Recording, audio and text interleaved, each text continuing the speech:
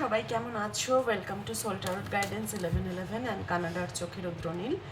আজকে আমি দেখব, তোমরা হয়তো ভাবো যে দিদি কানাডার চোখের রুদ্রনীল কেন বলে। আমার একটা ফেসবুক পেজ আছে, আমি পেজটার লিঙ্ক তোমাদের দিয়ে দেবো। আমার একটা ফেসবুক প্রোফাইলও আছে, আমি কমেন্ট বক্সে দিয়ে দেবো, সেগুলোও তোমরা দেখতে পারো। ওখানেও অনেক শর্ট ভিডিওস থাকে, আপডেটস থাকে, এবং প্রত্যেকটা চ্যানেলে আলাদা আলাদা ডিফারেন্ট ভিডিওস পোস্ট করা হয়।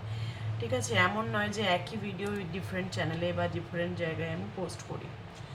আর যারা যারা আমার ভিডিও নতুন দেখছো তাদের অনেক অনেক ভালোবাসা, ধন্যবাদ এবং কৃতজ্ঞতা জানাই।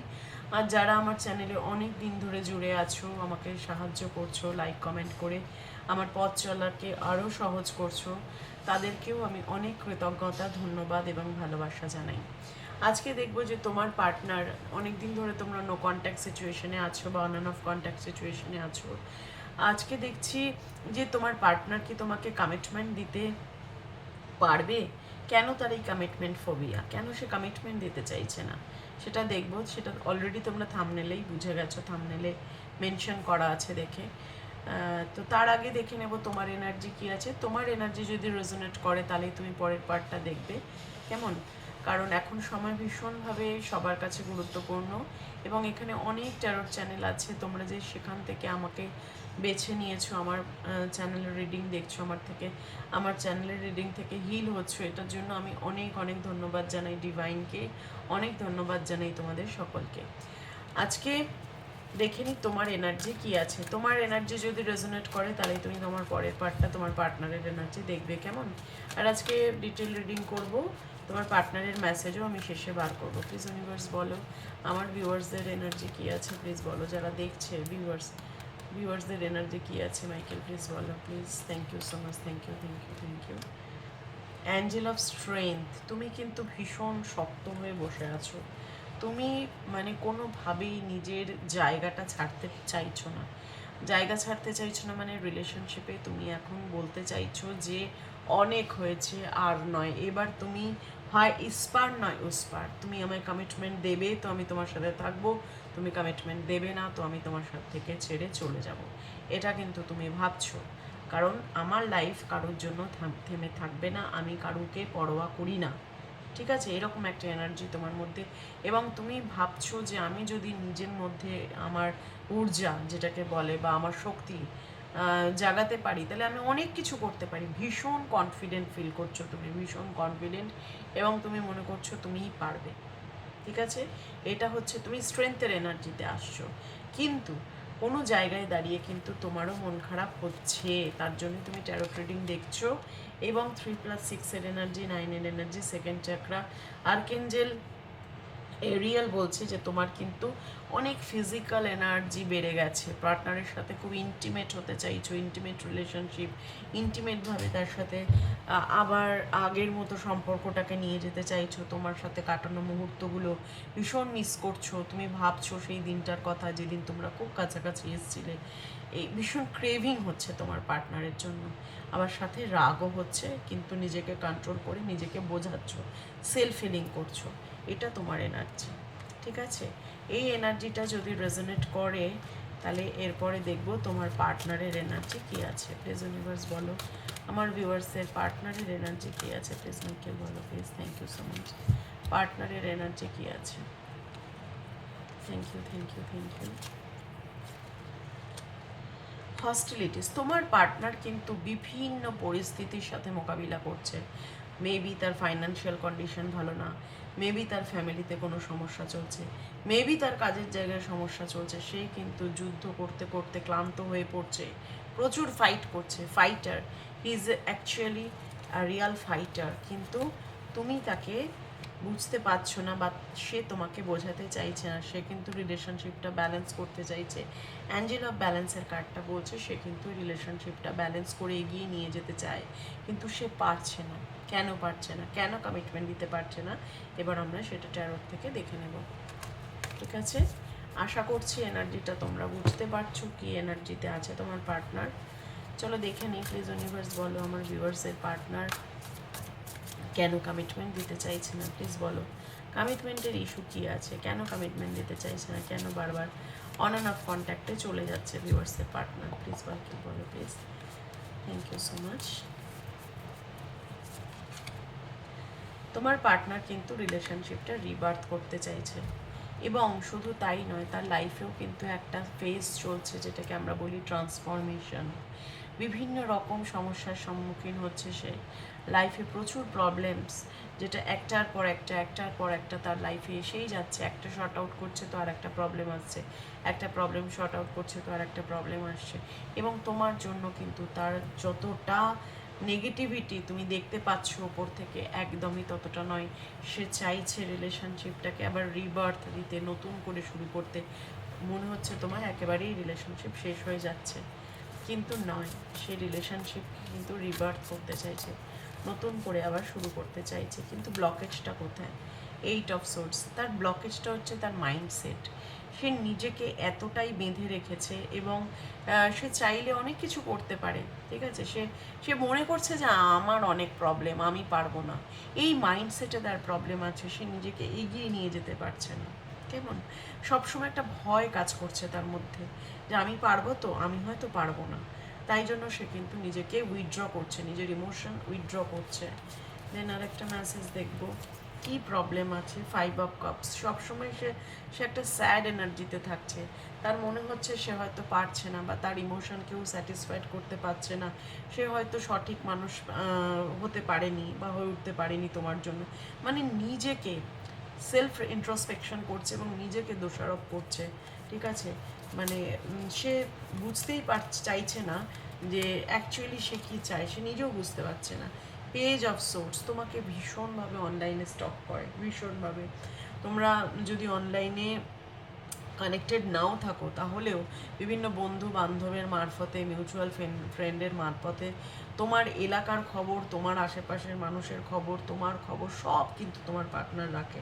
এবং পেজ অফ সোর্সের এনার্জিটা আর একটা কথাও বলে যে তোমার পার্টনারের কিন্তু তোমার প্রতি এখনও রাগ এবং জেদ রয়েছে, জেদও কাজ করছে। কমিটমেন্ট সে দিতে চাইছে না, কারণ তার নেগেটিভ থিঙ্কিং, তার মাইন্ডসেট এবং ওভার থিঙ্কিংয়ের জন্য। দেন কিং অফ ওয়ান্ডস। সে প্রচুর স্বপ্ন দেখে, এবং স্বপ্নগুলো বাস্তবায়িত করার জন্য যে কাজটা করতে হয়, সেই কাজের জায়গাটা কিন্তু তার ল্যাকুনা আছে, ঠিক আছে। সে এগিয়ে আসতে পারছে না, সে ভয় পায়, ভীষণভাবে ভয় পায়, এবং ভীষণ কন্ট্রোল করার চেষ্টা করে। তোমাদের এই রিলেশনশিপে সে ভীষণভাবে তোমাকে কন্ট্রোল করে। তুমি এটা করো না, তুমি ওটা করো না, তুমি এটা করলে এই হবে, সেটা করে। মানে একটা মানে হয় না এক একজনের, যে আমি সব জানি, আমার মতো কেউ জানে না, এই একটা আমি ভাব তোমার পার্টনারের মধ্যে কাজ করছে, যার জন্য সে কিন্তু ভাবছে যে আমি যেটা করছি সেটা ঠিক করছি। Not like that. সে ঠিক করছে না, সে এক্সেসিভ থিঙ্কিং করছে, ওভার থিঙ্কিং করছে, এবং যার জন্য তার এফেক্ট তোমাদের রিলেশনশিপে পড়ছে, ঠিক আছে। দেন আর কি, 5 অফ সোর্স। ডেফিনেটলি তার পরিবারে বলো, তার কাজের জায়গায় বলো, 100% এই ডেথ অ্যান্ড এই 5 অফ সোর্স, এবং তার সাথে 8 অফ ভ্যান্স, 5 অফ কাপস, এই এনার্জিগুলো কি বলছে? সে প্রচণ্ড রকমভাবে ভেঙে পড়েছে, প্রচণ্ড রকমভাবে। তার মনে হচ্ছে কোনোভাবেই এই রিলেশনশিপ সে এগিয়ে নিয়ে যেতে পারবে না, কারণ তার সেই কোয়ালিটিস নেই, ভয় পাচ্ছে অ্যাকচুয়ালি।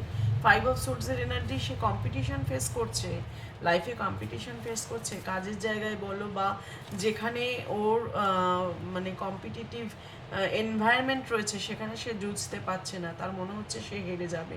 এই যে নেগেটিভ ভাবছে, নেগেটিভ মাইন্ডসেট করছে, যার জন্য কিন্তু তার সাকসেসও দেরি করে আসছে, এবং তার এফেক্ট তোমার রিলেশনশিপে 100% পড়ছে।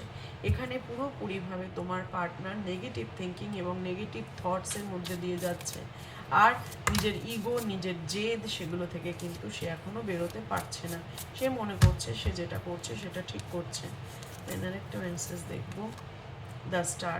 ডিভাইনের সাথে কানেক্ট করছে, এবং সে কিন্তু চাইছে লাইফে এমন কিছু অ্যাচিভ করতে যাতে তার নেম, ফেম, রেকগনিশন হয়। সে চেষ্টা করছে, নিরলস চেষ্টা করছে। তার কিন্তু অনেক কম্পিটিশন ফেস করতে হচ্ছে, নিরলস চেষ্টা করছে, কিন্তু কোনোভাবেই সাকসেস পাচ্ছে না। এই রিলেশনশিপটা কিন্তু এফেক্টেড হয়ে যাচ্ছে সেই কারণেই। কিং অফ কাপস, প্রচুর, নাইট অফ কাপ, প্রচুর ভালোবাসা নিয়ে বসে আছে, প্রচণ্ড ভালোবাসে তোমাকে, কিন্তু সে দেখাতে চাইছে না। দূর থেকে তোমাকে দেখে এবং ভাবে যে ঠিক আছে, ও এখনও ঠিক আছে, তো ও এখনও ঠিক আছে। যখন নিজেকে পারে না ধরে রাখতে, ক্রেভিং এক্সট্রিম পর্যায়ে চলে যায়, তখন সে তোমাকে একটা ছোট জেস্চার দেখায়, অন অ্যান্ড অফ কন্ট্যাক্ট করে, তখন তোমাকে হয়তো মেসেজ করলো, একটু কথা বললো, বুঝে গেল তোমার এনার্জি, তুমি কতটা হিল হয়েছে বুঝে গেল, ব্যাস তারপরেই সে কিন্তু সেখান থেকে আবার দূরে সরে যায়। তো এইটা হচ্ছে তোমার পার্টনারের এনার্জি। এবার দেখবো যে তোমার পার্টনার কি তোমাকে কোনো দিন কমিটমেন্ট দেবে। কমিটমেন্ট তো ফোবিয়া তার প্রচণ্ড রকমভাবে আছে। প্লিজ ইউনিভার্স বলো আমার ভিউয়ার্সদের পার্টনার কি কোনো দিন তাকে কমিটমেন্ট দেবে। প্লিজ বলো Michael, please. Thank you so much, thank you, thank you, thank you. কোনো দিন কমিটমেন্ট পাবে তুমি?